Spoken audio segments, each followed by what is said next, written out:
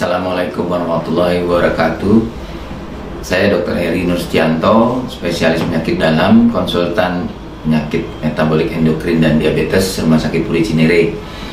Hari ini saya akan membahas tema bagaimanakah tips yang aman untuk berpuasa pada penyandang diabetes. Penyandang diabetes yang berpuasa itu merupakan tantangan bagi pasiennya sendiri maupun bagi dokter yang merawatnya, karena penyandang diabetes yang berpuasa dari beberapa penelitian dikatakan tidak terjadi perubahan pada berat badan sebelum dan sudah berpuasa. Artinya apa? Tidak ada terjadi pengurangan atau restriksi dari karbohidrat selama berpuasa. Kemudian yang kedua, ada yang penelitian mengatakan bahwa terjadi perubahan dari atau penurunan dari kadar lemak darah, maupun ada yang menyatakan tetap saja tidak ada perubahan dalam lemak darah padahal kita sudah berpuasa. Nah, yang berbahaya adalah pasien-pasien diabetes yang berpuasa itu akan menghadapi kondisi dehidrasi atau penyulitnya dehidrasi, dan yang kedua terjadinya trombosis atau penggumpalan darah dalam pembuluh darah.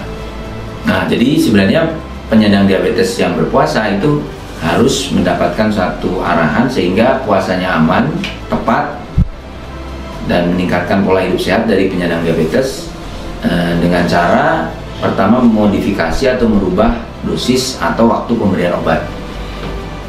Nah, sebelumnya juga kita harus merencanakan monitor kadar gula darah di rumah minimal 4-6 minggu sebelum bulan Ramadan. Dan penyandang diabetes tersebut harus mencatat kejadian-kejadian yang terjadi selama berpuasa. Ada beberapa kriteria yang membedakan apakah penyandang diabetes ini boleh berpuasa atau tidak boleh berpuasa. Itu kaitannya dengan risiko ya. Penyandang diabetes yang mutlak biasanya tidak disarankan berpuasa adalah yang diabetes tipe 1 atau tipe 2 yang kadar gula darahnya tidak terkontrol dengan baik. Kemudian penyandang diabetes yang tidak disiplin dalam pola makan. Kemudian penyandang diabetes yang mengalami komplikasi serius seperti penyakit jantung koroner dan hipertensi yang tidak terkendali, ada riwayat ketoasidosis berulang, yang sedang hamil, maupun penyandang diabetes yang terinfeksi, dan juga penyandang diabetes yang berusia lanjut dan mengalami gangguan kesadaran. Nah, sementara yang boleh berpuasa adalah penyandang diabetes yang gula darahnya terkendali dan tidak masuk dalam kriteria tadi yang sebelumnya. Namun pada setiap kasus harus waspada terhadap risiko yang mungkin terjadi.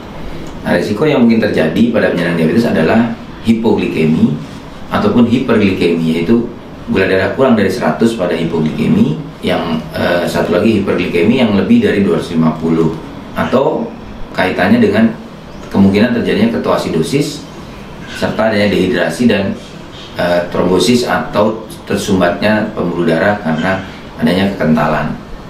Dibagi dalam 3 kelompok, yaitu yang risiko sangat tinggi, risiko tinggi, dan risiko yang rendah. Ya, jadi risiko tinggi atau sangat tinggi ini biasanya penyandang diabetes yang mengalami riwayat hipoglikemia dalam 3 bulan terakhir, kemudian hipoglikemia berulang, pasien-pasien yang tidak merasakan adanya gejala tanda hipoglikemia, gula darahnya tidak terkontrol, ada komplikasi ketoasidosis dalam 3 bulan terakhir, tipe 1 mengalami sakit akut dan kehamilan serta hemodialisis. Ini risiko sangat tinggi. Kemudian yang risiko tinggi biasanya gula darahnya terkontrol sedang dengan HbA1c antara 8-9%, ada gangguan fungsi ginjal, komplikasi makrovaskuler atau pembuluh darah besar, tinggal sendiri dengan insulin atau sulfonylurea, usia lanjut yang sedang sakit, dan mengkonsumsi obat yang bisa mengganggu terhadap kesadaran. Itu risiko tinggi. Nah, risiko ringan adalah pasien yang penyandang diabetes yang terkendali gula darahnya dengan sulfonylurea kerja pendek. Kemudian pasien yang dengan obat-obatan atau diet saja, itu termasuk risiko ringan.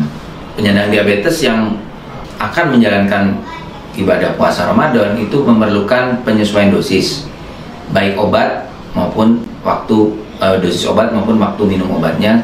Apabila pasien itu hanya dengan diet dan olahraga gula darah yang terkendali, cukup menyesuaikan waktu dan intensitas olahraganya, dan cukup dipastikan intake cairan yang cukup atau asupan cairan yang cukup. Sementara pasien yang minum obat biasa dengan metformin 3x500, karena kita hanya makan pada sahur dan buka, maka dosis tadi kita bagi dua dengan komposisi 1000 mg pada saat buka puasa dan 500 mg pada saat sahur. Untuk obat-obatan yang lain seperti thiazolinidion, pioglitazone, yang 1 kali sehari tidak ada perubahan, biasanya tetap kita minum pada saat buka lebih baik ya. Kalau pasien itu menggunakan insulin, biasanya yang 3 dosis biasanya kita rubah atau kita alihkan menjadi 2 dosis insulin kerja pendek. Jadi 1 dosis saat buka dan setengah dosis saat sahur. Ya misalnya 3 kali 8 unit, berarti 8 unit saat buka, 4 unit saat sahur. Penyandang diabetes yang berpuasa disarankan untuk lebih sering mengecek gula darahnya. Kapan dia mengecek gula darahnya? Biasanya yang ideal adalah 7 kali pemeriksaan.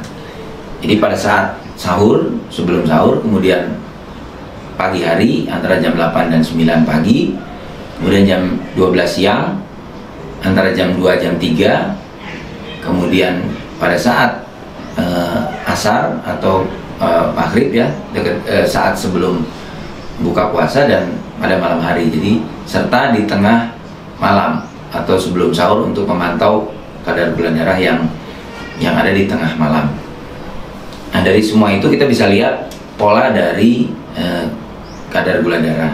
Nah, dengan itu dokter akan bisa memperkirakan atau mengatur dosis sehingga pasien ini dapat berpuasa dengan aman, kemudian bermanfaat sampai dengan berbuka puasa nanti.